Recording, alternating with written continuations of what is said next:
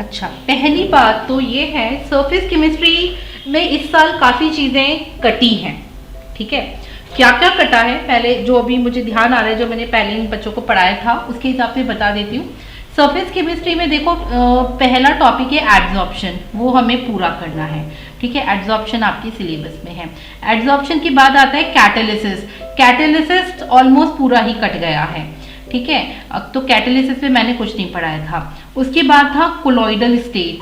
Colloidal state में types of colloids था। Colloidal state आपके सिलेबस में था। मिसेल फॉर्मेशन था और आगे इसके की टर्म्स थे। हाँ ठीक है, ठीक है। तो इस चैप्टर का एक बहुत ही जिसको कहते हैं बहुत ही बोरिंग वाला पार्ट था, याद करने में भी सारे बच्चों को रोना आता था उसे, वो वाला पार्ट हट गया है। स्टिल ये एक थ्योरेटिकल चैप्टर है।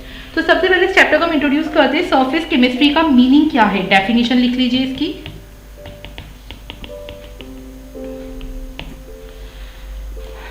Branch of chemistry deals with, या सरफेस इट डील्स विथ, या ऐसे लिख लेते हैं, it is branch of chemistry, it deals with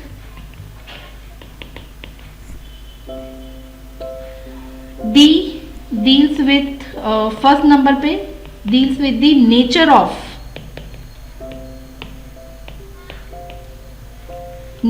surface, and second, processes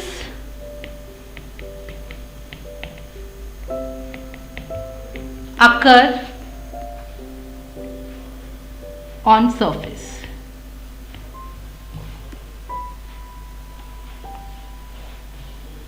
ठीक है, तो सबसे पहले हमने इसकी डेफिनेशन लिख ली है कि सरफेस केमिस्ट्री क्या है। It is that branch of chemistry which deals with nature of the surface and the processes occur on the surface. इस बात का क्या मतलब है, इसका एक एग्जांपल आपको डेली लाइफ से बताती हूँ। अब जैसे एक टेबल है, सपोज जिस टेबल पे आप पढ़ रहे हो, ठीक है ना, इस टेबल पर आपने पानी की एक ड्रॉप डाली। ठीक है, क्या ये टेबल की सरफेस उस ड्रॉप को सोख कर रही है? बताओ, सोक करेगी क्या टेबल की सरफेस पानी को? नहीं करेगी ना। लेकिन सपोज यहां पे एक कपड़ा रखा होता, आपका रुमाल रखा है, ठीक है, पानी की वही ड्रॉप अगर उस रुमाल पे गिरी, उस थ्रेड पे गिरी, अब क्या होगा बताओ? अब क्या टेबल जैसी ड्रॉप आपको दिखेगी या वो रुमाल से सोक कर लेगा? वो फैब्रिक उसको सोक कर लेगा ना। तो एक सरफेस पे पानी सोक हो गया, वो ड्रॉप सोक हो गई, दूसरी सरफेस पर नहीं हुई। इसका मतलब दोनों सरफेस का नेचर डिफरेंट था, दोनों नेचर अलग थी। तो सरफेस केमिस्ट्री में हम ये डील करते हैं कि कौन सी सरफेस किस नेचर की है। तो पहला पॉइंट समझ में आया क्या, नेचर ऑफ द सरफेस। दूसरा, processes occur on the surface, यानी एक सरफेस पर ड्रॉप सोक हो जाती है, दूसरे पर नहीं होती। तो सोकिंग वाला प्रोसेस फैब्रिक पर हो रहा है, लेकिन सोकिंग वाला प्रोसेस ये जो वुडन टेबल है या जो भी टेबल है ना, मेटालिक है, इस पर नहीं हो रहा है। तो दोनों में प्रोसेस भी डिफरेंट हो रहे हैं ना। तो देखो ये डेफिनेशन जब याद करने बैठोगे तो याद हो जाएगी क्या। दो बातें हैं, सरफेस केमिस्ट्री क्या डील करती है, सरफेस का नेचर क्या है, और उस सरफेस के ऊपर कौन से प्रोसेसेस हम देख सकते हैं। ठीक है, अच्छा अब दूसरी बात आते हैं कि आपकी एनसीईआरटी में ये जो सरफेस केमिस्ट्री है इसको 3 कह सकते हैं सब टॉपिक्स में डिवाइड किया है। ठीक है, तो इट इज डिवाइडेड इन 3 सब टॉपिक्स। ये सरफेस केमिस्ट्री आपकी एनसीईआरटी 3 सब टॉपिक में डील करती है। पहला सब टॉपिक होता है ADSORPTION, एडसॉर्प्शन, ये पहले नंबर का सब टॉपिक है। दूसरे नंबर का सब टॉपिक होता है कैटालिसिस, और थर्ड नंबर का सब टॉपिक है कोलॉइड। ठीक है, जब आप एनसीईआरटी पढ़ेंगे तो पहले एडसॉर्प्शन की कहानियां पढ़ेंगे, फिर कैटालिसिस के, फिर कोलॉइड की। अब उसमें एक बात और बता दूं, इस साल के सिलेबस में कैटालिसिस जो है सिलेबस से कट गया है, नाउ नॉट इन सिलेबस। इसके आगे लिख दो, सीबीएसई की बात हो रही है, ये सीबीएसई में कटा है। इन दोनों को आपको करना है, ये सिलेबस में है। ठीक है बच्चों, तो अब बताओ मेरा पहला टॉपिक क्या होना चाहिए, एडसॉर्प्शन। ठीक है, तो पहला टॉपिक हम स्टार्ट करते हैं एडसॉर्प्शन।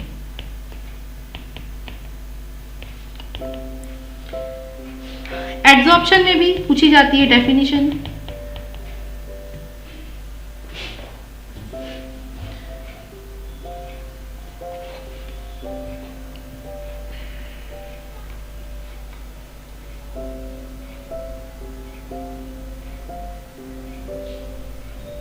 हो गया, आगे बढ़ूं?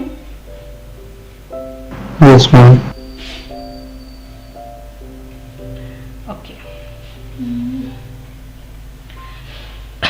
हाँ, तो अब देखो एड्सॉर्प्शन को आप कैसे पढ़ोगे। पहले इसकी डेफिनेशन में बता देती हूँ, 1 मार्क पे पूछी जाती है। तो आप लिखते हैं इसमें, it is the phenomenon of attracting and then retaining the particles on the surface।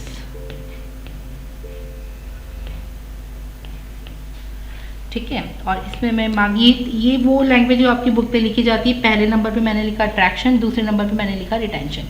अब इसको याद अभी नहीं करना, अभी कुछ नहीं रटना, ठीक है। अब इसका एक सिंपल सा एक एग्जांपल देती हूँ पहले तुम्हें। तुमने मेंढक देखा है, फ्रॉग, है ना। फ्रॉग जब इंसेक्ट्स को खाता है वो, है ना, कैसे पकड़ता है उसका तुमने प्रोसेस देखा है। पहले वो अपनी टंग को बाहर निकालता है, ठीक है। तो उसकी टंग के ऊपर कुछ ऐसे केमिकल लगे होते हैं जिनकी खुशबू जो होती है वो उन इंसेक्ट्स को अट्रैक्ट करती है। तो जैसे ही वो टंग बाहर निकालता है, उस खुशबू से, उस फ्रेग्रेंस से वो इंसेक्ट अट्रैक्ट होकर के उसके पास आता है, ठीक है। पहले तो अट्रैक्ट होके आया, फिर आकर के उसकी जीभ पर वो बैठ गया। जैसे ही उसकी टंग पे बैठा, उसने जल्दी से अपनी टंग को अंदर खींच लिया और उसको खा गया। तो बताओ कि फ्रॉग ने उस इंसेक्ट को कैसे खाया? तो आप बोलेंगे मैम पहले उसे अट्रैक्ट किया, जब वो अट्रैक्ट होके पास में आ गया फिर उसको पकड़ के खा गया, यानी रिटेन कर लिया अपनी टंग पे, ठीक है, फिर वो उसको खा गया। तो सेम कहानी यहाँ पे होती है। वो जो फ्रॉग की टंग है उसकी जगह आप एक सरफेस ले लीजिए, कोई भी मेटल है, नॉन मेटल है, कुछ भी चीज है, ठीक है। ये इसकी सरफेस है। एक मिनट, चलो मैं आती हूँ। कौन है?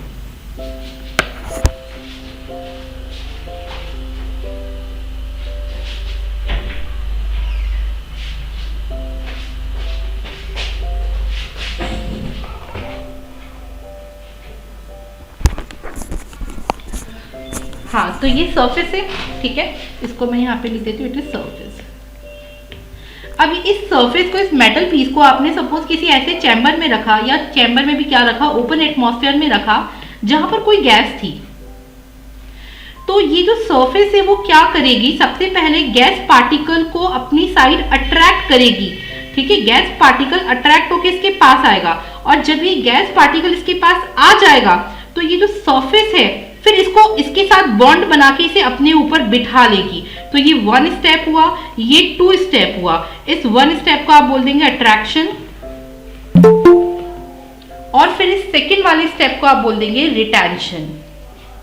सेकंड वाले स्टेप को आप बोल देंगे रिटेंशन, ठीक है। तो this attraction plus retention is called as adsorption, ठीक है। तो सरफेस ने पहले किसी फॉरेन पार्टिकल को अट्रैक्ट किया, और जब वो पार्टिकल अट्रैक्शन की वजह से सरफेस के नियर बाय आ गया तो उस सरफेस ने उसको पकड़ के और खा लिया, अपने ऊपर बिठा लिया, मतलब उसको खा लिया, ठीक है। तो यानी इसके साथ बॉन्ड बना लिया, दैट इज रिटेंशन। अपनी सरफेस पे उस पार्टिकल को रिटेन कर लिया। तो attraction plus retention is called as adsorption. पहले तो बताओ ये वाली बात समझ में आई क्या? अब देखो इसकी जो डेफिनेशन हमने ऊपर लिखी है, क्या वो याद हो जाएगी? अपने वर्ड में लिख सकते हो अट्रैक्शन प्लस रिटेंशन, ये भी आप लिख सकते हो। Yes ma'am. ठीक है, जल्दी से याद कर लो अभी। Attraction plus retention is called as adsorption, ठीक है। या अब इसको अपने वर्ड में कन्वर्ट कर लो, phenomenon of attracting and retaining particles on the surface is called as adsorption, ठीक है। अच्छा अच्छा, चुप चुप चुप चुप जाओ। साथ ये चेंज तो करो, ये चेंज तो कर लो। जाएगी नहीं? एक मिनट। अच्छा चुप रहो, तो बिल्कुल चुप रहना फिर, ओके, बोला नहीं कुछ, ठीक है, नोट इट डाउन।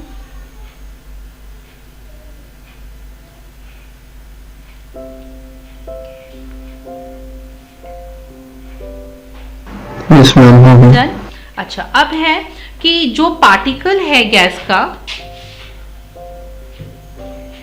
है ना, ये जो ब्लू कलर के मैंने डॉट डॉट बनाए हैं, या चलो मैं इसको नीचे लिख देती हूँ, है ना, यहाँ पर, तो ये सरफेस थी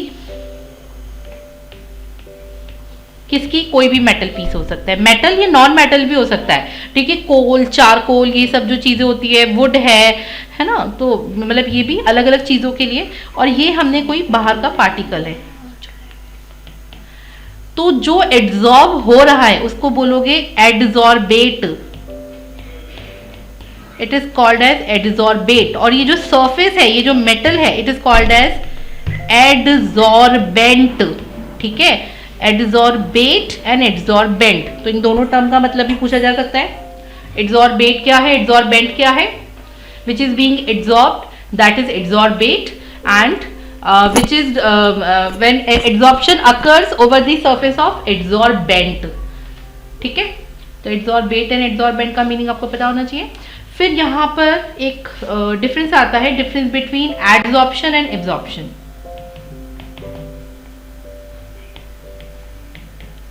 difference between adsorption and A B, आप लोग देखो छोटी क्लासेस से ना एब्जॉर्प्शन ए बी वाला पढ़ते आए हो, और ये जो ए डी है एडजॉर्प्शन, ये आप अभी पढ़ रहे हो 12th स्टैंडर्ड में, ठीक है, तो मैं यहाँ पे लिख रही हूँ A D SORPTION and A B SORPTION।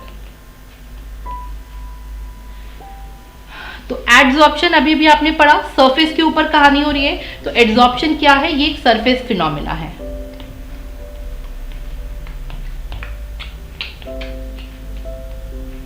Surface phenomenon है, और एब्जॉर्प्शन क्या है, ये एक बल्क फिनोमिनन है,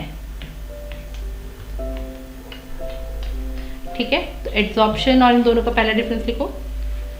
एड्सॉर्प्शन सरफेस फिनोमिना है, ये खाली सरफेस पर होने वाली कहानी है, और जो एब्जॉर्प्शन है वो बल्क फिनोमिना है, यानी कि बल्क मतलब जितना भी सब्सटेंस हमने लिया है एज अ बेंट वाले लेवल पर, ठीक है, उस पूरे में वो चीज सोक हो जाएगी, कंप्लीट सोकिंग हो रही है, दैट इज एब्जॉर्प्शन।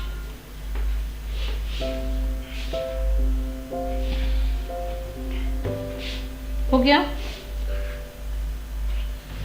अच्छा, अब देखो इसके आगे, हाँ, एड्सॉर्प्शन में आप इसका मीनिंग सेकंड पॉइंट में जो डिफरेंस आपसे पूछा जाता है, तो आप इस पे डिफरेंस लिख देंगे कि इसमें क्या होता है सरफेस फिनोमिना में, कि पार्टिकल्स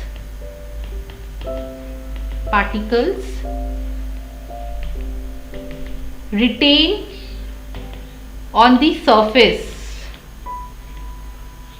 of adsorbent, है ना, खाली उसकी सरफेस के ऊपर रिटेन रहते हैं, उसके अंदर पेनिट्रेट नहीं करते हैं। लेकिन इसमें क्या होता है, पार्टिकल्स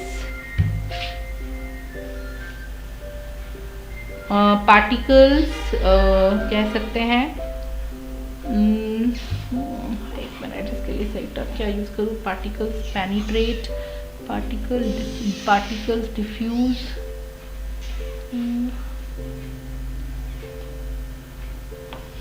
पार्टिकल्स डिस्ट्रीब्यूटेड, ऐसे लिख देते हैं, डिस्ट्रीब्यूटेड थ्रू आउट दी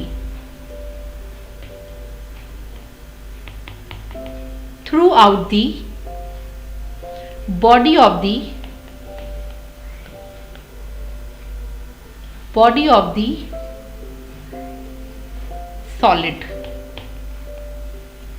solid या लिक्विड, दोनों पर हो सकता है, ठीक है, जो भी सब्सटेंस है उसके अंदर, तो दैट इज एब्जॉर्प्शन।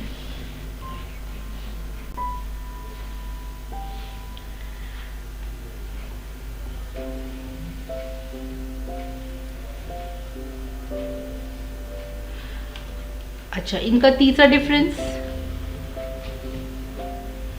पहले मैं अगर उस वाले साइड की एब्जॉर्प्शन की बात करूं तो it occurs with the uniform rate, it occurs with the uniform rate. Rate का मतलब, रेट तो साइंटिस्ट की दुनिया का वर्ड है, हमारी भाषा में बोलते हैं स्पीड। यानी जब एब्जॉर्प्शन चल रहा होता है, सपोज वो 10 मिनट तक चला, तो पहला मिनट और 10th मिनट, आखिरी मिनट उस प्रोसेस का, दोनों टाइम पर जो स्पीड होगी एब्जॉर्ब होने की वो सेम ही होगी। लेकिन जब कहीं पर एडजॉर्प्शन हो रहा होगा, सरफेस वाली कहानी हो रही होगी, तब क्या हो रहा होगा, तब स्पीड डिफरेंट होगी। कैसे डिफरेंट होगी? स्टार्टिंग में सरफेस खाली थी तो पार्टिकल जल्दी जल्दी आ रहे थे, बाद में सरफेस के ऊपर पार्टिकल्स कोट होने लग गए, सरफेस की अवेलेबिलिटी कम हो गई, तो अब धीरे धीरे ये जो प्रोसेस है इसकी स्पीड भी कम हो जाएगी। यानी आप इसमें क्या लिखोगे? इनिशियली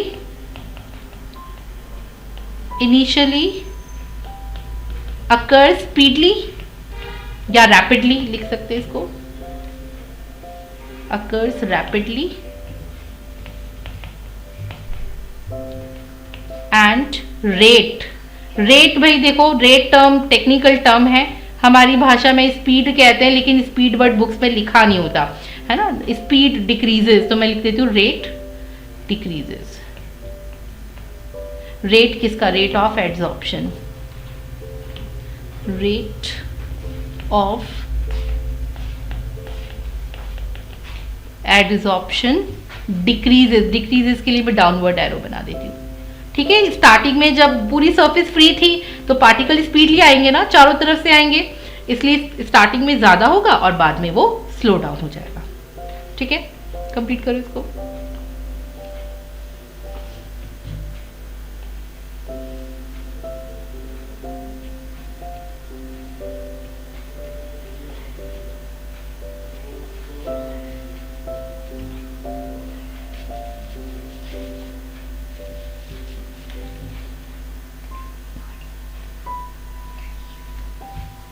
हो गया? Yes ma'am. चलिए आगे बढ़ते। मायरा की बातें समझ में आ रही हैं? कोई परेशानी, कोई doubt? No ma'am. Dhruv, Ojas, कोई परेशानी? अच्छा, इसके बाद एक और जरा इंपॉर्टेंट टॉपिक है, that is thermodynamics of adsorption. Thermodynamics of, mute किया हुआ है। अच्छा, सॉरी मैं भूल गई। हाँ, थर्मोडायनामिक्स ऑफ एडसॉर्प्शन। देखो भाई, जब भी किसी चीज के बारे में थर्मोडायनामिक टर्म का यूज होता है तो हमेशा उसका whole sole meaning delta G की तरफ जाता है, ठीक है। तो यहाँ पर भी हम डेल्टा जी से कहानी को स्टार्ट करते हैं। तो थर्मोडायनामिक्स ये कहता है कि जब भी थर्मोडायनामिक्स देखना हो, आप डेल्टा जी को देखो, delta G equal to delta H minus T dot delta S, ठीक है। यहाँ पे डेल्टा एच क्या है? डेल्टा एच को बोलते हैं, क्या बोलते हैं बताओ? इंथैल्पी चेंज,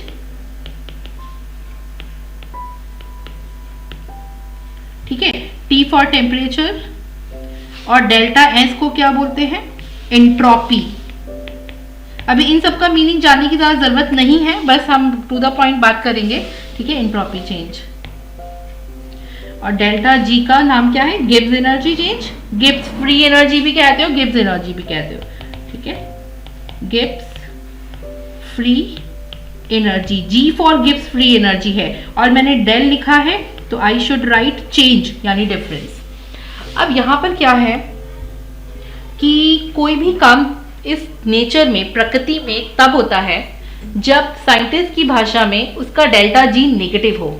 अगर किसी भी चीज का डेल्टा जी पॉजिटिव हो तो वो अननेचुरल प्रोसेस है ना, वो काम दुनिया में नहीं होगा, ठीक है। अननेचुरल प्रोसेस मतलब जैसे बारिश होती है, बादल से बारिश होती है, पानी हमेशा नीचे गिरता है, तो पानी का नीचे गिरना डेल्टा जी नेगेटिव है, पानी ऊपर नहीं जाता है बादल से, ठीक है। तो यानी वो अननेचुरल है। तुम भूतों की मूवी में देखते हो, भूतों की मूवी में जितने भी फिनोमिना दिखाते हैं सारे अननेचुरल है, जो नेचर में नहीं होते हैं, तो उन सबका डेल्टा जी पॉजिटिव है। अननेचुरल चीजें हमेशा आर्टिफिशियल करवाई जाती हैं, ठीक है। जैसे कि आपको ग्राउंड फ्लोर से 4th फ्लोर पे पानी चढ़ाना है, तो पानी अपने आप तो ऊपर नहीं जाता ना नेचुरली, तो आपको आर्टिफिशियली मोटर की हेल्प से, किसी एक्सटर्नल एजेंसी की हेल्प से कराना पड़ता है, क्योंकि उस प्रोसेस का डेल्टा जी पॉजिटिव है। ठीक है, तो अब हम बात करते हैं एड्सॉर्प्शन। एड्सॉर्प्शन नेचर में कितना दिखता है? अगर एड्सॉर्प्शन होता हुआ दिख रहा है मतलब इसका डेल्टा जी माइनस होगा, और नहीं होता हुआ दिख रहा है तो प्लस होगा। चलिए आगे बढ़ते हैं, देखते हैं कैसे। सबसे पहले बात करते हैं डेल्टा एच की। तो ऐसा था कि भाई ये पार्टिकल्स थे गैस के, ठीक है, और ये सॉलिड सरफेस थी। एक मिनट, इसको ऐसे नहीं बनाते।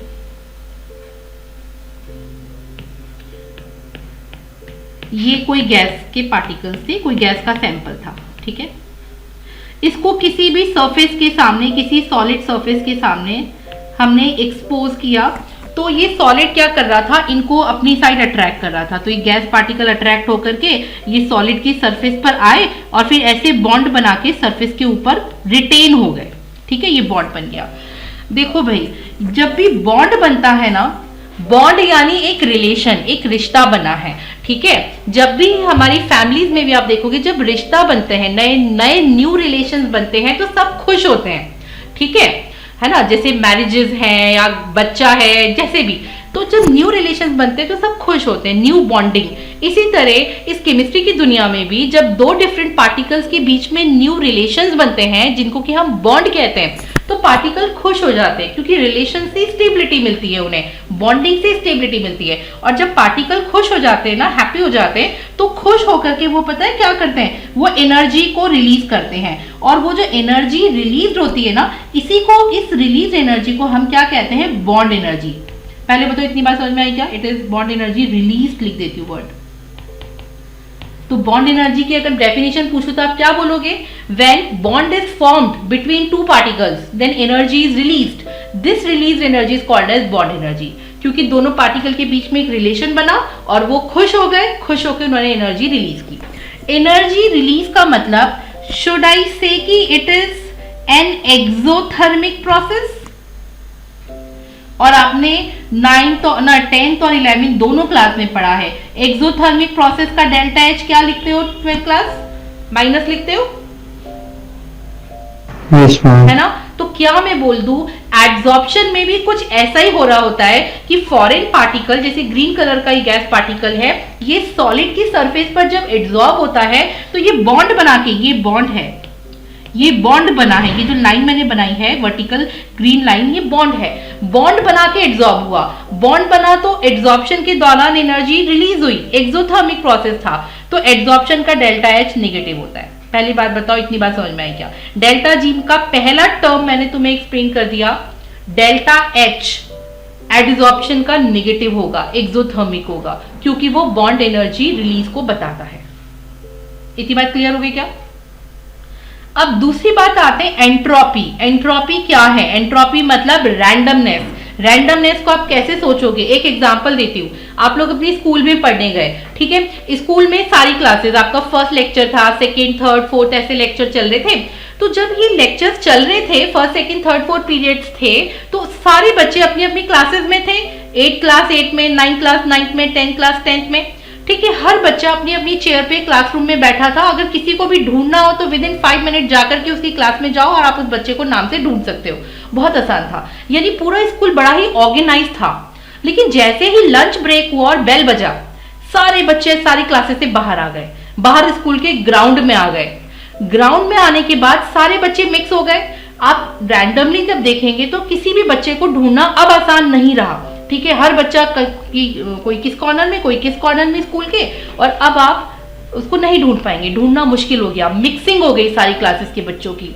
जब मिक्सिंग हो जाती है, जब किसी चीज को ढूंढना मुश्किल हो जाता है, जब चीजें ऑर्गेनाइज नहीं दिखती हैं, बिखरी हुई दिखती हैं, तो आप बोलते हैं एंट्रोपी बढ़ गई, ठीक है।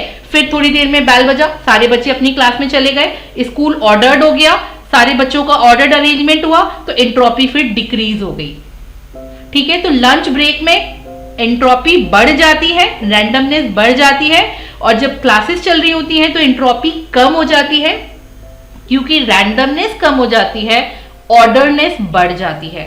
12th क्लास जो मैं बोल रही हूं वो दिमाग में जा रहा है ना? Yes ma'am. है ना? लास्ट में एक और बार बता दीजिए। लंच ब्रेक में क्या हुआ था बताना जरा। मैम रैंडमनेस बढ़ गई थी। एंट्रोपी का क्या हुआ था? स्कूल की एंट्रोपी का क्या हाँ, हुआ वो था भी- लंच ब्रेक में? वो भी बढ़ गई थी।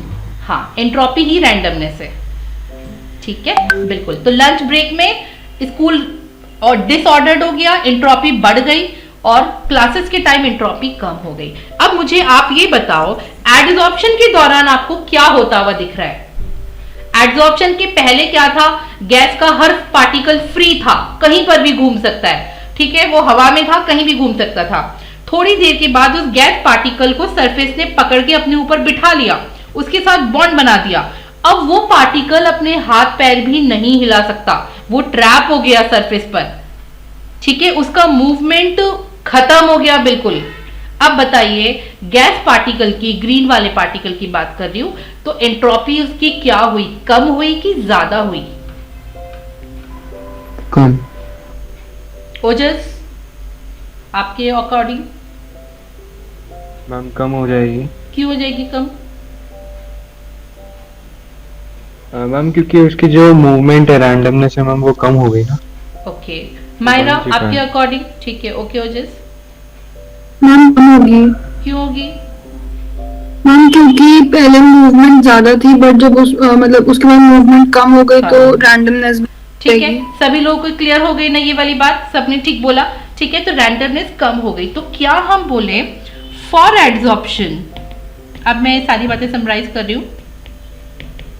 फॉर एड्सॉर्प्शन डेल्टा एच तो नेगेटिव होता है और डेल्टा एस, क्या बोलूं, नेगेटिव, डेल्टा एस भी नेगेटिव होगा, यानी कि हम बोलेंगे रैंडमनेस डिक्रीजेस, मूवमेंट डिक्रीजेस। ठीक है, तो एड्सॉर्प्शन के लिए ये दो बातें समझ में आई क्या? फिर आगे बढ़ूंगी मैं। सभी को क्लियर? डेल्टा एच भी नेगेटिव और एंट्रोपी भी नेगेटिव। ठीक है, रैंडमनेस डिक्रीजेस, इसके आगे लिख देती हूँ बिकॉज मूवमेंट डिक्रीजेस। ठीक है, ये कहानी ऐसी हो गई कि लंच ब्रेक से पार्टिकल वापस क्लास में जाके बैठ गए हो। ठीक है, मैम डिक्रीज होने से जरूरी है नेगेटिव ही हो? फिर से बोलो। रैंडमनेस डिक्रीज होने से जरूरी है डेल्टा एस नेगेटिव ही होगा? ये भी तो हो सकता है कि बस कम ही हुआ हो। नहीं, एक्चुअली डिफरेंस है, ये डिफरेंस है। आप डिक्रीज लिख सकते हो चाहो तो, ये डिफरेंस है प्रियांशु, अच्छा, है ना? ये difference okay ma'am, yes ma'am, हाँ हाँ। तो ये हो गया। अच्छा, मतलब higher value minus lower value, है ना? डेल्टा एस हो गया। अच्छा, अब हमें तो भाई, हाँ, हमें डेल्टा जी से मतलब था बेसिकली, तो अभी तो हम डेल्टा जी पे पहुंचे नहीं है। तो मेरा फॉर्मूला होता था delta G equal to delta H minus T dot delta S. अब इसमें माइनस था तो मैं इसको लिख देती हूँ, है ना? एब्जॉर्प्शन के लिए ये होता था माइनस डेल्टा एच, मैंने लिख दिया। फिर माइनस टी और डेल्टा एस भी माइनस था, मैंने माइनस वाली वैल्यू पुट कर दी। इसके बाद मेरे पास एक्सप्रेशन ऐसा दिखा, minus delta H minus minus plus T dot delta S. देखो, एब्जॉर्प्शन के लिए ये ऐसा एक एक्सप्रेशन बन गया मेरे पास। ये बात समझ में आई क्या? Yes ma'am. ठीक है, अब इस एक्सप्रेशन में मुझे डेल्टा जी नेगेटिव चाहिए। अगर ये कहानी नेचुरली हो, हमें प्रकृति में होती हुई दिखे, तो हमें उसकी वैल्यू को माइनस चाहिए, माइनस बनाना होगा। माइनस बनाने के लिए क्या मैं बोल दूं, माइनस डेल्टा एच का मैग्नीट्यूड बड़ा होना चाहिए यस मैम। और टी डेल्टा एस छोटा होना चाहिए। इसका मैग्नीट्यूड अगर लार्ज होगा और इसका मैग्नीट्यूड अगर स्मॉल होगा तो डेल्टा जी माइनस बन जाएगा। लेकिन स्मॉल में डेल्टा एस की वैल्यू तो फिक्स है, तो स्मॉल बनाने को कौन कंट्रीब्यूट करेगा? टेम्परेचर। अगर इस टेम्परेचर की वैल्यू को हम लो कर दें, कम कर दें, तो टी डेल्टा एस छोटा हो जाएगा, डेल्टा एच का मैग्नीट्यूड बड़ा हो जाएगा और उस केस में डेल्टा जी नेगेटिव हो जाएगा। ठीक है, यानी मैं आपको शॉर्टकट में ये कहना चाहती हूं कि at low temperature conditions, low temperature conditions क्या होता है, टी डेल्टा एस की वैल्यू स्मॉल हो जाती है। ठीक है, स्मॉलर हो जाएगी और उनके सामने जो डेल्टा एच है वो लार्जर मैग्नीट्यूड का हो जाएगा और उसकी वजह से जो डेल्टा जी है इट विल बिकम नेगेटिव। और डेल्टा जी जब नेगेटिव बन जाएगा इसका मतलब एडसॉर्प्शन, नहीं पहले इतना लिख लो, चलो फिर लास्ट लाइन लिखवाते हैं। ये बात क्या सबको समझ में आई? 12th class? Yes ma'am. किसी को कोई doubt? Vatsal, Yash? No ma'am. Yash कोई डाउट? No ma'am. ओके ठीक है। तो अल्टीमेटली रिजल्ट ये निकला कि अगर हम प्रकृति में, नेचर में, नेचुरल कंडीशन में एडसॉर्प्शन को होते हुए देखना चाहते हैं तो हमें क्या करना पड़ेगा? लो टेम्परेचर कंडीशंस पे देखना पड़ेगा। हाई टेम्परेचर हीटिंग के बाद हीटिंग पर नहीं दिखेगा एडसॉर्प्शन, ठीक है, लो टेम्परेचर कंडीशन पे दिखेगा। तो यहाँ पे कंक्लूजन ये निकलता है कि क्या लिखे? Adsorption is spontaneous. Spontaneous word तो साइंटिस्ट की दुनिया का है, हमारी भाषा में इसका मतलब क्या होता है स्पॉन्टेनियस का? Naturally occurring। हाँ, स्पॉन्टेनियस यानी कि पॉसिबल भी लिख सकते हैं इसको, ठीक है, पॉसिबल। एडसॉर्प्शन इज पॉसिबल यानी adsorption is spontaneous at low temperature conditions because of their negative delta G values। ठीक है, तो हमें हमेशा नेचर में लो टेम्परेचर कंडीशन पे एडसॉर्प्शन होता हुआ दिखेगा क्योंकि उस टाइम उसका डेल्टा जी माइनस हो जाता है और वो हमें पॉसिबल दिखता है। ठीक है, तो जो हमारी भाषा में पॉसिबल वर्ड होता है साइंटिस्ट उसको स्पॉन्टेनियस कहता है। यहाँ तक की बात हो गई क्या? लिख लो, फिर उसके आगे बताती हूँ।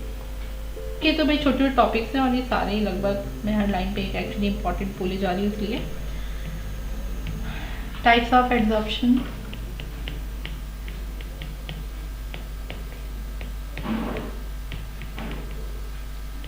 टू टाइप के एडसॉर्प्शन होते हैं।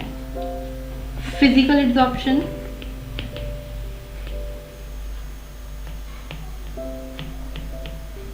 इसे फिजिसॉर्प्शन भी लिखा जाता है, एंड केमिकल एडसॉर्प्शन।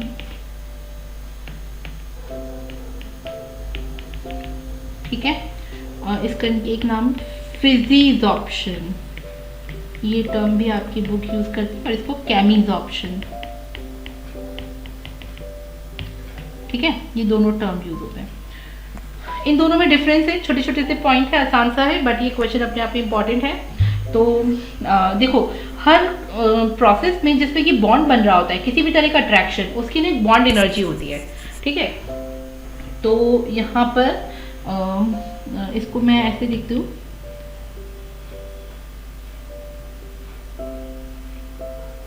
एक में एंथैल्पी चेंज लिख सकते हैं, बॉन्ड एनर्जी लिख सकते हैं, हीट ऑफ एडसॉर्प्शन लिख सकते हैं। ठीक है, इसको हीट ऑफ एडसॉर्प्शन लिखते हैं। तो हीट ऑफ फिजिसॉर्प्शन की पहले मैं बात कर रही हूँ। हीट ऑफ फिजिसॉर्प्शन जो है या हीट ऑफ एडसॉर्प्शन,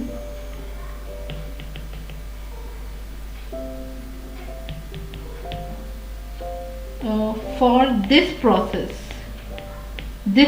मतलब जो फिजिसॉर्प्शन है वो होता है अराउंड 20 to 40 किलो जूल पर मोल। वेयरएज जो इधर होता है heat of adsorption for this process, ये होता है अराउंड 50 to 400 किलो जूल पर मोल। मतलब केमिसॉर्प्शन में ज्यादा एनर्जी, बॉन्ड एनर्जी होगी। ठीक है, ये तो टेक्निकल टर्म है ना, हमारी भाषा में हम इसी मैग्नीट्यूड को बॉन्ड एनर्जी कहते हैं। फिजिकल एडसॉर्प्शन की बॉन्ड एनर्जी और केमिकल एडसॉर्प्शन की बॉन्ड एनर्जी। तो जिसकी बॉन्ड एनर्जी ज्यादा होती है इसका मतलब वो रिलेशन ज्यादा अच्छा बना होगा, तो पार्टिकल ज्यादा खुश हुए तो ज्यादा एनर्जी रिलीज हुई। तो जब भी ये मैग्नीट्यूड ज्यादा नजर आए इसका मतलब वो स्ट्रॉन्गर बॉन्ड है। ठीक है, तो ये पहला डिफरेंस हो गया, दोनों की बॉन्ड एनर्जी याद करनी है। अच्छा, अब क्या है यहाँ पे van wall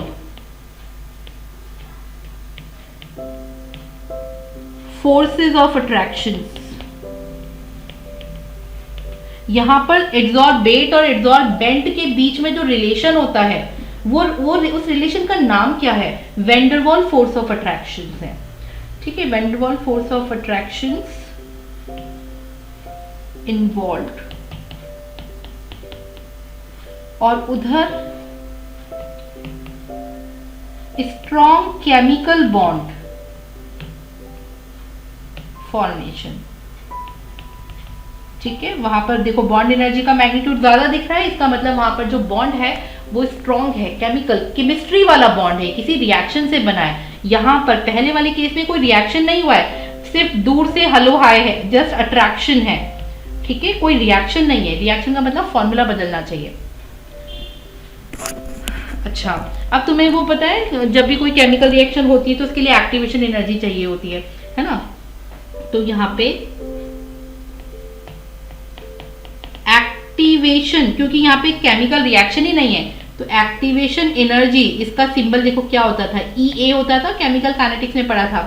E A is not required, यहाँ पे जरूरत ही नहीं है उसकी। ठीक है, और यहाँ पर E A लिख दो सिर्फ, activation energy required. Activation energy का सिंपल भाषा में मतलब क्या है? ठीक है, सिंपल भाषा में बात करें ना तो एक्टिवेशन एनर्जी का मतलब पता है क्या है? हीटिंग, किसी भी चीज को हीट करना। ठीक है, जैसे हमें खाना बनाना है, हमें सब्जी बनानी है, ठीक है, या रोटी बनानी है, तो हमें उसके लिए गैस ऑन करनी पड़ेगी। ऐसा नहीं है कि रूम टेम्परेचर पे हम तवे पे डालें और अपने आप वो सिक जाए, ऐसा नहीं होगा। ठीक है, लेकिन अगर आप कोई वो ब्रेड सैंडविच बना रहे हो, ठीक है, और आपके पास जस्ट बॉइल्ड आलू और सब कुछ रखा है, तो आपने ब्रेड की 2 स्लाइसेस ली, उनके अंदर रखा, सॉस वगैरह जो कुछ भी आपको डालना था, डेकोरेट करना था, आपने किया, आपको हीट की जरूरत ही नहीं पड़ी, आपको गैस जलाने की जरूरत ही नहीं पड़ी सैंडविच बनाने के लिए। ठीक है, तो जो सैंडविच बनाना था वहां पे हीटिंग यानी एक्टिवेशन एनर्जी की जरूरत ही नहीं थी। लेकिन जब आपको चपाती बनानी थी, ठीक है, या कुकर में आपको राइस कुक करने थे, तो वहां पर आपको हीटिंग की जरूरत यानी एक्टिवेशन एनर्जी की जरूरत थी। समझ गए? तो एक्टिवेशन एनर्जी का मतलब हीटिंग होता है सिंपल भाषा में। तो जहां एक्टिवेशन एनर्जी की जरूरत होगी भाई, वहां के प्रोसेस का टेम्परेचर तो हाई होगा ना। तो इसका मतलब जो ये वाली पहली वाली कहानी है, इट अकर्स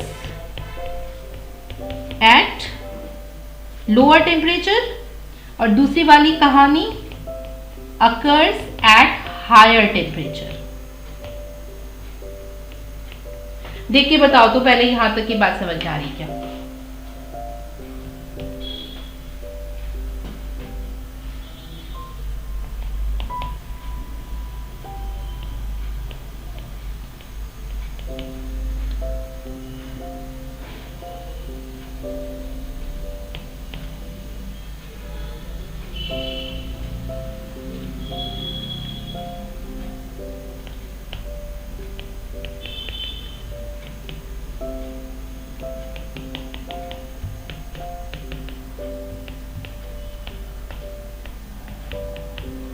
हाँ, फिर ये मल्टीलेयर प्रोसेस है, वो यूनिलेयर प्रोसेस है।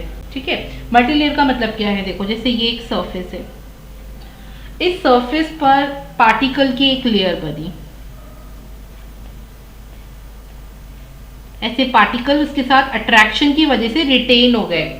ठीक है, फिर ये लेयर थोड़ी सी नीचे सेटल हो जाएगी, बहुत पार्शियली आप कह सकते हैं पेनिट्रेट हो जाएगी।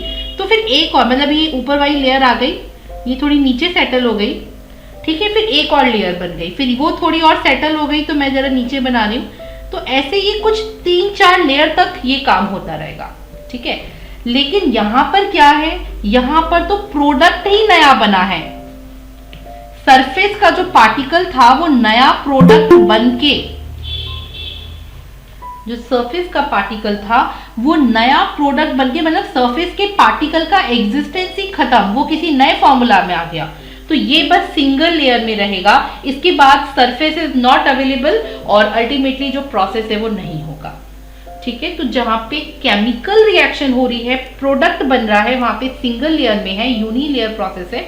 और जहां पे सिंपली जस्ट चीजें बस एड्सॉर्ब होती जा रही हैं, मतलब सोक होती जा रही है थोड़ा थोड़ा सरफेस पर, वहां पर क्या है, मल्टी लेयर प्रोसेस है। पूरा अंदर तक नहीं जाएगा, मल्टी लेयर सरफेस पर ही रहेगी, ठीक है, कुछ लेयर्स में रहेगी बस, वो थ्रू आउट दी बॉडी या पीस नहीं रहेगी, ठीक है।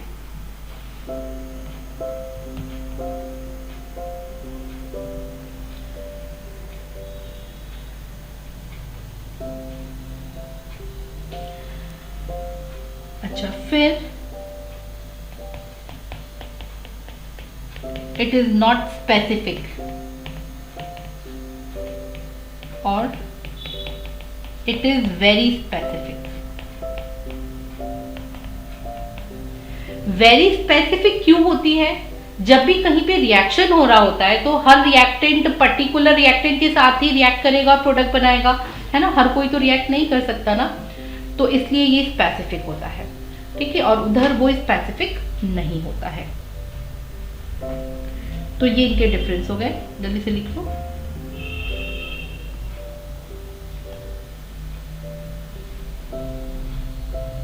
फिर फैक्टर्स अफेक्टिंग पर आइए।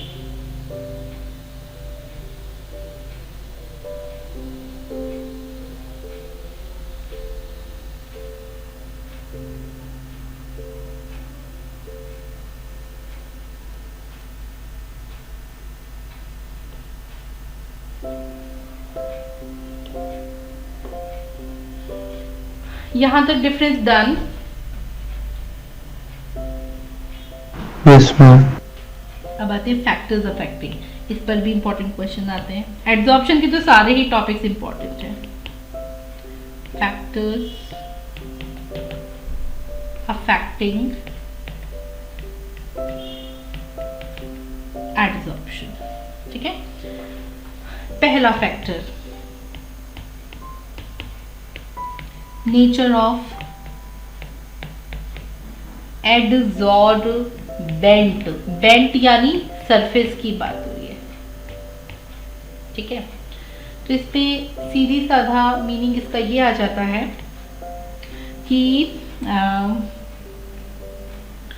कोई भी पार्टिकल, कोई भी सब्सटेंस जब पाउडर्ड फॉर्म में लिया जाता है ना, तो उसका सरफेस एरिया ज़्यादा होता है। ज़्यादा होगा तो वो प्रोसेस स्पीड अप होगा, ठीक है। तो आप ही बोल दीजिए कि powdered form of adsorbent has more surface area. Powdered form of adsorbent has more surface area. More powdered form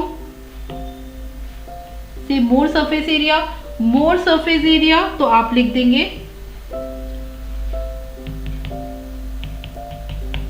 तो more rate of adsorption, ठीक है। मतलब how does the physical state of adsorbent affect adsorption? अगर हम इसकी बात करें तो फिजिकल स्टेट में क्या है कि if it is taken in powdered form, finely divided powder, तो it will have more surface area and the speed of the adsorption would be higher, ठीक है। तो ये वाला हो गया फर्स्ट फैक्टर एड्सॉर्बेंट का। Second, nature of adsorbent.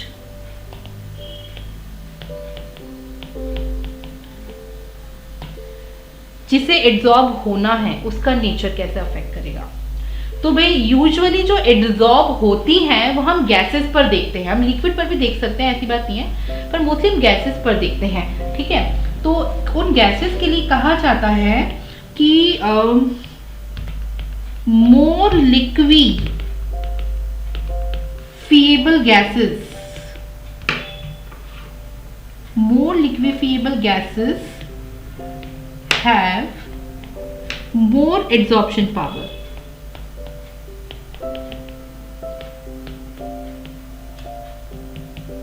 ठीक है। लिक्विफिएबल मींस जिसको हम लिक्विफाई इजीली कर पाए, ठीक है। तो उनकी जो लिक्विफैक्शन पावर होती है उससे उनका स्पीड ऑफ एड्सॉर्प्शन अफेक्ट होता है, ठीक है। इन दो पॉइंट में किसी को कोई डाउट, कोई परेशानी?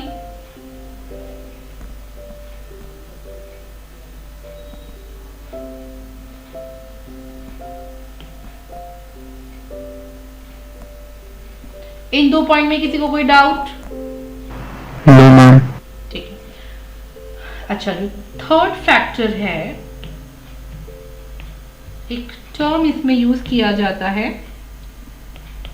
Critical temperature. ये 11th में गैसियस स्टेट में थोड़ा तो इंट्रोड्यूस किया जाता है। केमिस्ट्री में बहुत ज़्यादा क्रिटिकल टेम्परेचर के बारे में बाकी डिस्कशन नहीं है ना, जस्ट इंट्रोडक्शन है। तो मैं आपको बस ये उतना ही बताऊंगी जितनी ज़रूरत है, बहुत ज़्यादा डीप में जाने की आप लोग को ज़रूरत नहीं है। तो इसमें ये कहा जाता है कि हर गैसेस का अपना एक क्रिटिकल टेम्परेचर होता है। ये कुछ टेम्परेचर होता है, अभी इस पर नहीं बात करी, तो ये होता है कुछ, ठीक है। इसकी क्या खास बात होती है? More is the critical temperature, more is the TC, critical temperature का सिंबल है TC। More is the critical temperature, more is the liquefaction power. Gas की लिक्विफैक्शन पावर को क्रिटिकल टेम्परेचर से चेक किया जाता है, ठीक है। लिक्विफैक्शन पावर, जो अभी हमने ऊपर वाला पॉइंट लिखा है ना, उसी से रिलेटेड है, यानी लिक्विफिएबिलिटी वहीं से आती है क्रिटिकल टेम्परेचर से। तो more is the critical temperature, more is the liquefaction power and more is the adsorption, ठीक है। तो हम डिफरेंट गैसेस के क्रिटिकल टेम्परेचर्स देख करके और ये इजीली पता लगा सकते हैं कि कौन सी गैस इजीली लिक्विड फॉर्म कर सकती है या किसका एब्जॉर्प्शन इजीली हो सकता है।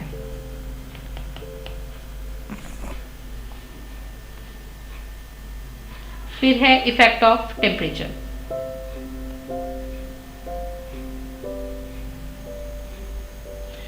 टेम्परेचर इसको ग्राफिकली बताया जाता है एनसीईआरटी में, और ये दोनों ग्राफ इंपॉर्टेंट है। इसमें 2 ग्राफ दिए जाते हैं इफेक्ट ऑफ टेम्परेचर में।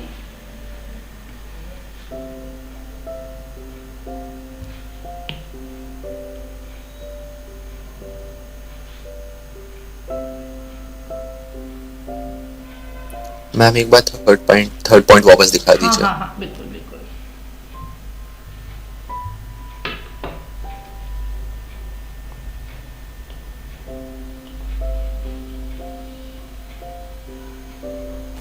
Okay ma'am, done. Thank you. ठीक,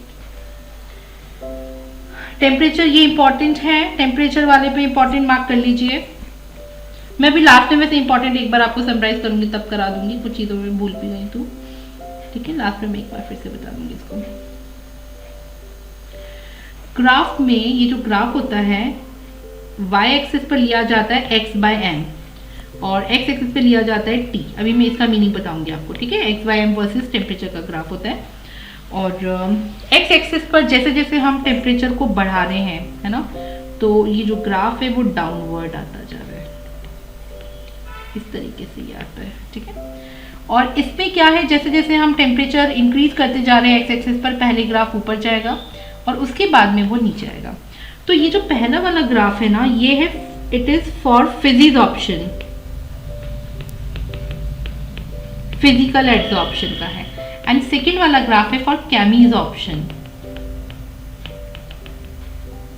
तो सेकेंड वाले ग्राफ पर अगर मैं बात करूं तो उसमें पीक क्यों आया? पीक आने का रीजन था एक्टिवेशन एनर्जी की वजह से ये पीक आया है, ठीक है। ये जो हाइट है इस ग्राफ में, ये बेसिकली EA एक्टिवेशन एनर्जी है, और आपको पता है कि किसी भी केमिकल रिएक्शन को कराने के लिए हमें हीट करना पड़ेगा।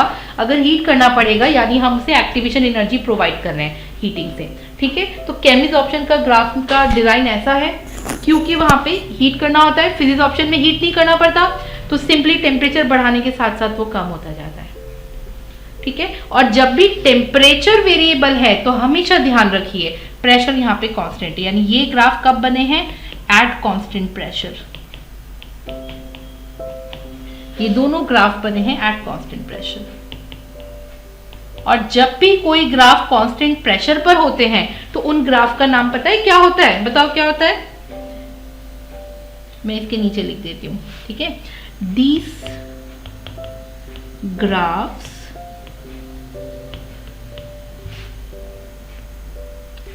are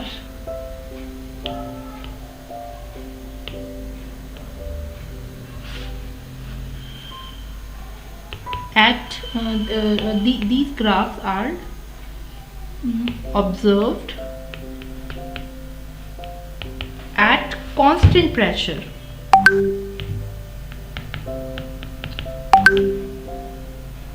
constant pressure conditions. So they are called as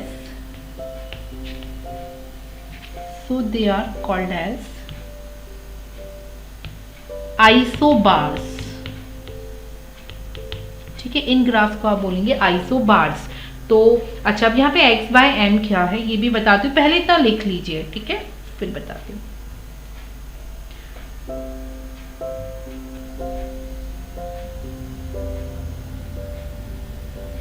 Yes, ma'am.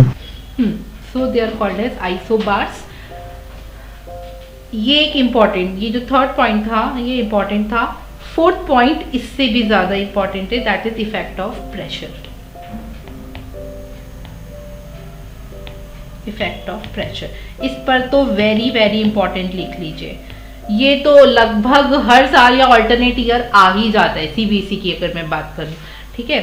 और इस ग्राफ का नाम है लैंगम्यूर एड्सॉर्प्शन, नहीं लैंगम्यूर नहीं, फ्री एंड डिलिच करना है हमें, फ्री एंड डिलिच वाला है। पहले दो होते थे अब एक ही है, फ्री एंड डिलिच, सॉरी। हाँ, फ्री एंड डिलिच, ये 5th पॉइंट है ना? अच्छा ये 5th है, सॉरी, यस 5th है, ठीक है। Freundlich, TLICH, Freundlich adsorption isotherm, ठीक है। इफेक्ट ऑफ प्रेशर है Freundlich adsorption isotherm, इस पे वेरी वेरी इंपॉर्टेंट मार्क कर लीजिए, ठीक है। ये पूरा इसका हेडिंग है, Freundlich adsorption isotherm. और एनसीईआरटी में इस पे डायरेक्ट क्वेश्चन पूछा है बिल्कुल सिंपली कि फ्री एंड डिलिच एडसॉर्प्शन आइसोथर्म क्या होता है, उसको बताइए, उसका फॉर्मुलेशन लिखिए, ठीक है। तो वही हमें यहाँ पे करना है। और यहाँ पर भी x बाय m वर्सेस, अब प्रेशर है तो प्रेशर का ग्राफ बनेगा। x बाय m मैं आपको यही बता दूंगी, ऊपर बताना मैं भूल गई, ठीक है। तो पहले ग्राफ लेती हूँ, उसके बाद आगे की बातें बताऊंगी। तो बेसिकली इसका जो ग्राफ होता है,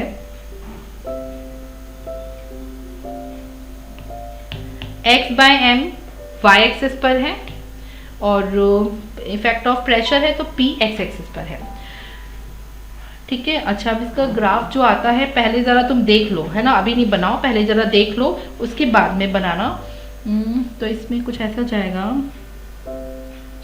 पहले यहाँ से थोड़ा स्ट्रेट लाइन, फिर इसके बाद में इधर कर्वेचर, और कर्वेचर के बाद में एक्स एक्सिस के पैरेलल लाइन। यानी कि अगर मैं इस ग्राफ में क्लियर रीजन्स देखूं तो मुझे रीजन्स भी दिख जाएंगे। ये मैंने 3 रीजन्स डिवाइड कर दिए। जो पहला वाला रीजन है ये बिल्कुल स्ट्रेट लाइन है, यहाँ पर फॉर्मूला लगता है x by m is directly proportional to pressure की पावर 1, है ना। y is equal to mx का फॉर्मूला लगेगा, स्ट्रेट लाइन आ जाएगी इससे, तो वो उसकी यानी इसकी m यहाँ मतलब y इक्वल टू mx में m कांस्टेंट है यहाँ पर, ठीक है। और इधर क्योंकि प्रेशर बढ़ाने पर पैरेलल लाइन है x एक्सिस के, तो x by m is directly proportional to p की पावर 0। सबसे पहले मुझे बताओ इन 2 रीजन्स पर ये फॉर्मूला समझ में आया क्या? यस मैम, ठीक है। अब ये जो बीच में कर्वेचर है ये मेन जोन है जहां पर कि फ्री एंड डिलिच का फॉर्मूला आता है। तो यहां पर जो फ्री एंड डिलिच ने फॉर्मूला दिया वो था इस रीजन के लिए x by m is directly proportional to p की पावर 1 बाय n, ठीक है। तो जो ये वाला जोन है इसको मैं फिर से थोड़ा हाईलाइट कर देती हूं। इस जोन पर हमें जो प्रेशर का वेरिएशन दिखा वो वेरिएशन मेन फ्री एंड डिलिच हमें देना चाहता था, ठीक है। तो यहाँ पर जो पहले चलो बना लीजिए, ठीक है, फिर आगे लिखती हूँ मैं। ग्राफ एक ही है? नहीं, अभी एक और ग्राफ होगा। मैम ये ग्राफ एक बार प्लीज फिर से समझा दो। बिल्कुल बिल्कुल। इसमें देखो पहले तो आपने ना y एक्सिस पे x बाय m लिया, x एक्सिस पे p ले लिया, ठीक है। x by m versus p का ग्राफ है। पहले मैंने स्ट्रेट लाइन बनाई, ठीक है, ये जो ब्लू कलर की स्ट्रेट लाइन है। फिर ये जो ग्रीन कलर से हाईलाइटेड है ये हो गया आपका, ये थोड़ा कर्वेचर, ठीक है, ये कर्वेचर लिए हुए लाइन हो गई। और उसके बाद में फिर से ये ब्लू लाइन है, अब की बार ये लाइन x एक्सिस के पैरेलल है। ये 3 जोन इसके ग्राफ में नजर आएंगे, ठीक है। इनको मैंने ये येलो लाइन से कट कर दिया, ठीक है, तो ये जो पहला जोन मुझे मिला ब्लू लाइन का, वो उसमें फॉर्मूला क्या लगा, x by m is directly proportional to p की पावर 1। स्ट्रेट लाइन तब आएगी जब नीचे p की पावर पे 1 होगा। उधर थर्ड वाले जोन में आइए, पैरेलल कब होगा, जब p की पावर 0 होगा। p की पावर 0 मतलब वो उस पर डिपेंड ही नहीं कर रहा प्रेशर पे, तो हमेशा x एक्सिस के पैरेलल चलता रहेगा। और ये कर्वेचर कब आएगा, जब p की पावर 1 बाय n होगा। तो इस ग्राफ में ये 3 जोन है, जिसमें जो ग्रीन कलर से हाईलाइटेड है वो इंपॉर्टेंट जोन है। आपको जब ये ग्राफ बनाएंगे तो आपको एज इट इज बनाना है, जो मैं बना रही हूं एज इट इज ड्रॉ होना चाहिए ग्राफ। तीनों जोन्स क्लियर दिखने चाहिए।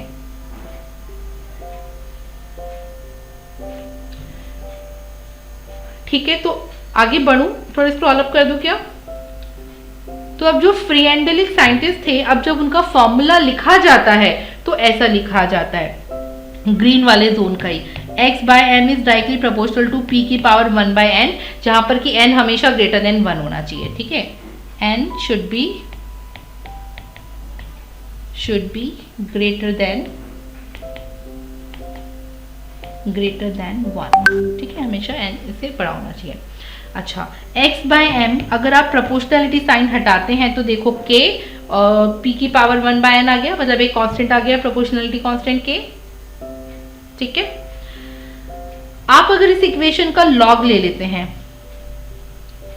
तो log x by m equals to log k plus log p की पावर 1 बाय n, और उधर n आ जाएगा। ठीक है, तो मैं इसको लिख सकती हूँ log x by m equals to log k plus power आगे आ जाती है 1 by n into log p।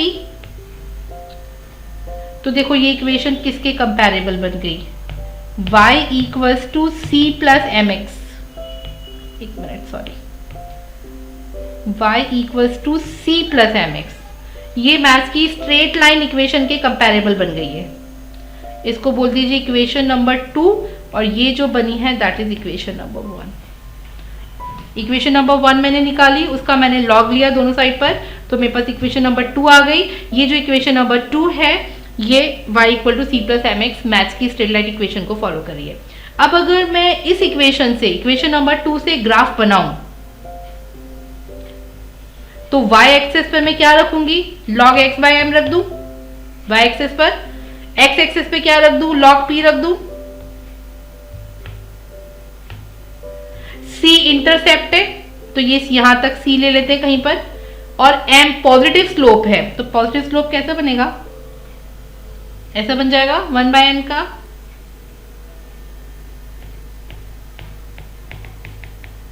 ठीक है, और ये वाली वैल्यू कितनी आ जाएगी, दैट इज log k, ये c हो गया log k। ठीक है, तो ये जो ग्राफ है ये इक्वेशन नंबर 2 से बना हुआ ग्राफ है, और जो ऊपर वाला हमने बनाया है वो इक्वेशन नंबर 1 का वेरिएशन शो करने वाला ग्राफ है। तो फ्री एंड डिलिज के अंदर ये वाले 2 ग्राफ्स होते हैं। ठीक है, अब आप इसको फाइनल फॉर्म में लिख लीजिए अपनी कॉपी में, जहां नहीं समझ में आए फिर डिस्कस कर लेते हैं। बस इतना सा ये फ्री एंड डिलिज, कोई थ्योरी अनवांटेड थ्योरी लिखने की जरूरत नहीं है, इतना लिखाओगे फुल मार्क्स मिल जाएंगे।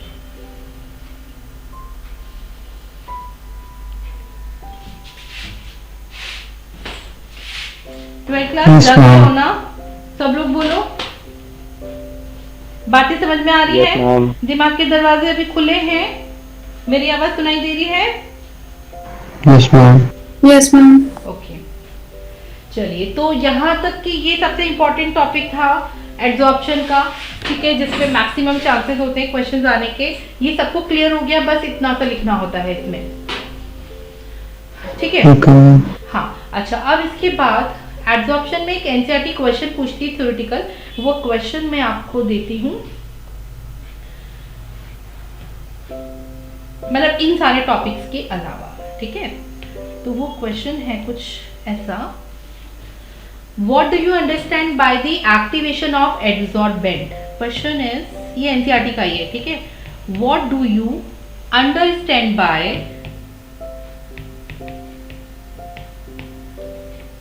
Activation of adsorbent. Adsorbent. And how is it achieved? How is it achieved?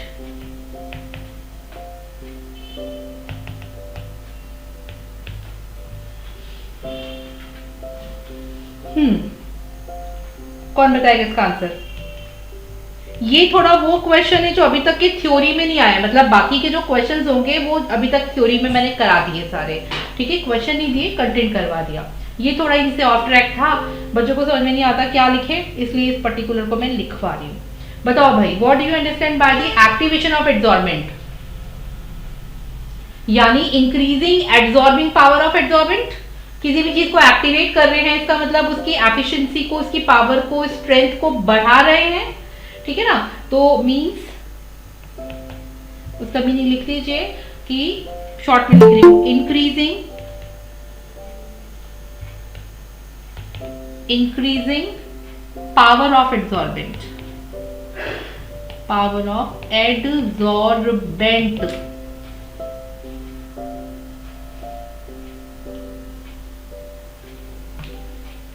Increasing power of adsorbent. Now how is it achieved? उसकी उस पावर को हम कैसे बढ़ा सकते हैं? क्वेश्चन का सेकंड पार्ट। शांतनु वेट, है ना, मैं अभी आपसे बात करती हूँ, उसके बाद थोड़ा सा वेट करना। Okay ma'am.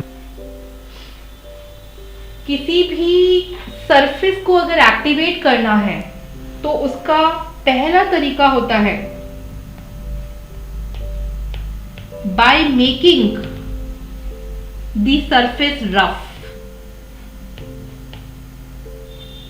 सरफेस जितनी रफ होगी, सरफेस एरिया ज्यादा होगा, ठीक है। दूसरा, बाय सब डिवाइडिंग दी एडसॉर्बेंट। एडसॉर्बेंट यानी वो जो सरफेस है उसको तोड़ दीजिए छोटे छोटे से पार्टिकल्स के अंदर, ठीक है। तीसरा होता है, अगर ऑलरेडी कोई गैसेस उस सरफेस पे एब्जॉर्ब्ड है तो उन गैसेस को रिलीज करवा दीजिए, ठीक है। तो बाय रिमूविंग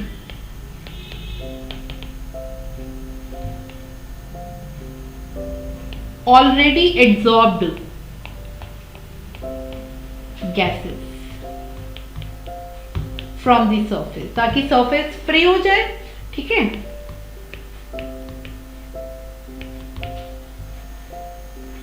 और most of the time it is done by heating। तो फोर्थ पॉइंट पे मैं लिख देती हूँ बाय हीटिंग सिंपली। रिमूव करने का और भी मेथड हो सकते हैं, heating is one of them. तो ये सारे वो मेथड्स हैं जिससे कि हम सरफेस को एक्टिवेट करते हैं, ठीक। और इस टॉपिक के साथ इस चैप्टर का पहला सब टॉपिक खत्म हो गया, एडसॉर्प्शन। अब भाई आज का दिन तो एडसॉर्प्शन में ही निकल गया, क्योंकि ठीक है, क्योंकि करना था तो ढंग से करना था, ढंग से किया मैंने, कराया। इसमें कैटालिसिस नहीं है, सेकंड पार्ट जो है वो कट गया है इस साल। थर्ड पार्ट कोलॉइड है, तो कोलॉइड को फिर मैं नेक्स्ट क्लास में लेती हूँ, या अभी थोड़ा स्टार्ट तो कर देते हैं। बताओ अभी करने का मन है? ठीक है, अभी क्योंकि बहुत थ्योरी भी है ये, है ना, वो वाला लेक्चर भी पूरा थ्योरेटिकल होगा। इतना याद करके आओगे नेक्स्ट क्लास में। हाँ प्रियांशु बोलो। एक क्लास में खत्म हो जाएगा? हाँ नेक्स्ट क्लास में खत्म हो जाएगा ये। ओके ठीक है, उसके बाद मुझे ऑर्गेनिक स्टार्ट करना है फिर, ठीक है। तो सारे लोग जिन्होंने अभी मेरी सरफेस की क्लास अटेंड की है, इतना पार्ट नेक्स्ट क्लास में आपको पक्के से याद होना चाहिए, ठीक है। ये ऐसे टॉपिक से साथ साथ में पढ़ लोगे तब तो दिमाग में आ जाएगा, बाद में पढ़ने बैठोगे तो फिर वही की समझ में नहीं आ रहा, ठीक है। तो चलो इतना फिनिश करते हैं आज का। अब जो बच्चे अभी एंटर हुए हैं मुझे अब उनसे सुनना है, ठीक है। बाकी लोग जा सकते हैं, सरफेस आज के इतना ही रखेंगे। कौन आ गया अभी? शांतनु। हाँ अभी आपने क्या किया है ये बताओ जरा। मैम मैंने भी नंबर 30 तक बैक एक्सरसाइज करी है टी ब्लॉक की। फर्स्ट से 30 तक। हाँ, फर्स्ट से 30 तक। अच्छा एक मिनट, जरा मैं क्वेश्चंस निकालूं मेरी बुक में भी, एक मिनट। कोई इसमें परेशानी, कोई डाउट? नो मैम, उसमें तो परेशानी नहीं है। मैंने आपको मैम आपके पर्सनल पर एक डाउट भेजा था। अच्छा मैं अभी फोन लेके आऊंगी, ठीक है, 2 मिनट है ना। Okay.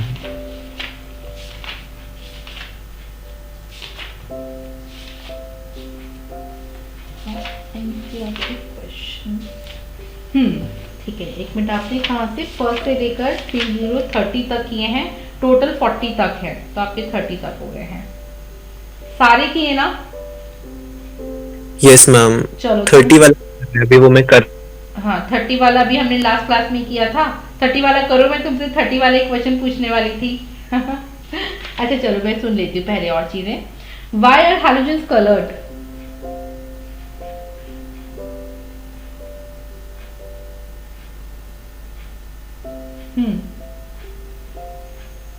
Shantanu, why are halogens रहा था कलर्ड?